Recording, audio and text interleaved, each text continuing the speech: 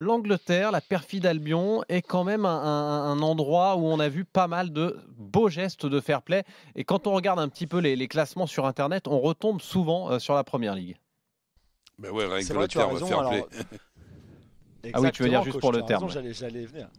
Ah oui, déjà, c'est vrai que les Anglais, en tout cas, aiment beaucoup se targuer du fait qu'ils soient très fair play, outre le fait qu'ils aient inventé le jeu, bien sûr, mais ça leur ferait trop d'honneur d'en parler encore ce soir. Mais effectivement, ils aiment dire qu'ils sont fair play. On a eu beaucoup d'exemples ces dernières années, notamment de gestes fair play, de cas de fair play comme ça dans des matchs, en allant même très très loin jusqu'à la saison dernière, par exemple. Rappelez-vous, on en avait beaucoup parlé dans l'émission quand Marcelo Bielsa et son équipe de Leeds, lors du choc de la Championship, la deuxième division anglaise contre Aston Villa, avait laissé Aston Villa égaliser après que le premier but inscrit par Leeds avait été inscrit alors qu'un des joueurs d'Aston Villa, Jonathan Kodjia, l'ancien joueur du championnat de France, était au sol et que les joueurs d'Aston Villa s'attendaient à ce que Leeds, comme c'est d'habitude le cas, mettre le ballon en touche pour que les médecins puissent venir voir ce que Kodjia avait et que finalement Leeds avait marqué ce premier but dans un match vraiment très important pour la montée en Première Ligue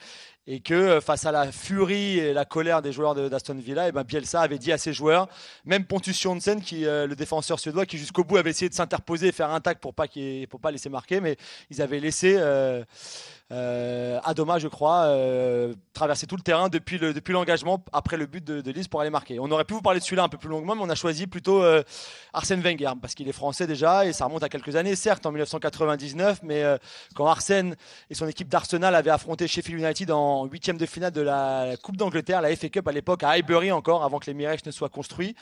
Les Gunners s'étaient imposés 2-1, mais le deuxième but avait été marqué par Mark Overmars après un incident un petit peu similaire que celui entre Leeds et Aston Villa dont on vient de décrire, puisque il y avait un joueur blessé et que Nwankwo Kanu, alors que les joueurs de Sheffield s'attendaient à ce qu'Arsenal leur rende le ballon après avoir Ouais, sorti en le fait, ballon eux-mêmes pour Sheffield leur a un joueur joueur blessé. blessé. Sheffield a un joueur blessé. Ils mettent le ballon en touche et Nyanko Kanu ne se rend pas compte qu'il y a un joueur blessé. Il joue la touche à toute vitesse.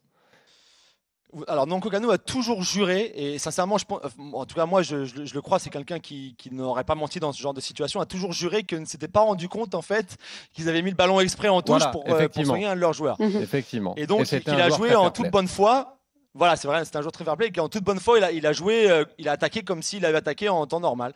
Il a effectivement centré pour Overmars qui a marqué. Les joueurs de Sheffield United qui étaient à l'époque entraînés par Steve Bruce, l'actuel entraîneur de Newcastle, donc qui a eu une longévité assez incroyable en tant qu'entraîneur. Et donc Steve Bruce était comme un fou. Et Arsène Wenger, à la fin du match, a dit bah, vous savez quoi, la meilleure des façons, la façon la plus fair play, c'est effectivement, on n'aurait pas dû marquer ce but parce que c'était pas fair play, on aurait dû leur rendre le ballon. Donc on vous propose de rejouer ce huitième de finale. On le rejoue ici à Highbury, pareil, mais on annule la victoire de ce soir et on vous propose de rejouer le match. Ce que la fédération anglaise a accepté, ce que Sheffield United bien sûr a accepté, Steve Bruce aussi et tous ses joueurs. Et le match est donc rejoué 10 jours plus tard à Highbury aussi. Et Arsenal s'est encore imposé 2-1, cette fois Dans sans les but règles de l'art. litigieux, et dans les grades de l'art exactement, et c'est donc qualifié pour les quarts de finale. Et ben voilà, une belle histoire effectivement.